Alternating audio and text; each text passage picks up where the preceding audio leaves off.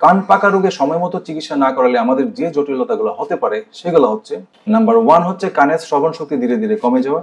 Number 2 হচ্ছে কানের পেছনে যে হাড় থাকে যেটাকে আমরা মাস্টয়েড বোন বলি, সেই হাড়ের মধ্যে ইনফেকশন হয়ে যেতে পারে যেটাকে আমরা মাস্টয়েডাইটিস বলি।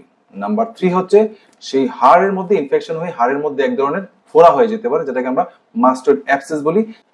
সেই ফোড়া অনেক সময় ফেটে গিয়ে আমাদের কানের বাহির পর্যন্ত চলে আসতে পারে।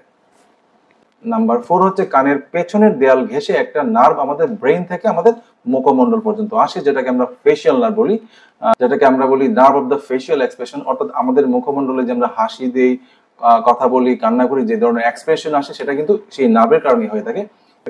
তো দীর্ঘদিন যাবত কানের ইনফেকশনের কারণে আমাদের সেই নার্ভটা পর্যন্ত এফেক্টেড হতে পারে, যার ফলে সেই নার্ভ প্যারালাইসিস হয়ে গেলে আমাদের মুখমণ্ডল বাঁকা হয়ে যেতে পারে।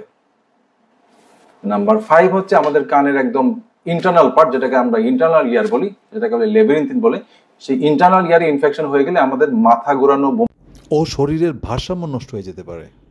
নাম্বার 6 হচ্ছে আমাদের কানের ইনফেকশন ব্রেনের ভিতরে চলে যাওয়া। ব্রেনের যে আবরণ থাকে যেটাকে আমরা মেনিনজেস বলি, সেই মেনিনজেসের মধ্যে ইনফেকশন হয়ে গেলে সেখান থেকে আমাদের মেনিনজাইটিস পর্যন্ত হয়ে যেতে পারে। নাম্বার 7 হচ্ছে ব্রেনের ভিতরে এক ধরনের অ্যাবসেস হয়ে যাওয়া, অর্থাৎ ব্রেনের ভিতরে এক ধরনের ফোড়া হয়ে যায় যার ফলে আমাদের মৃত্যু পর্যন্ত ঘটতে পারে। তো আমাদের যে মেসেজটা থাকবে সেটা হচ্ছে, আপনি যদি দীর্ঘদিন যাবত কান পাকা রোগের সমস্যায় ভোগেন সেক্ষেত্রে আপনার ইমিডিয়েটলি একজন নাক কান গলা বিশেষজ্ঞের শরণাপন্ন হয়ে চিকিৎসা করা উচিত। অন্যথায় আপনার দেরি হয়ে গেলে কিন্তু এই সমস্যাগুলো হতে পারে।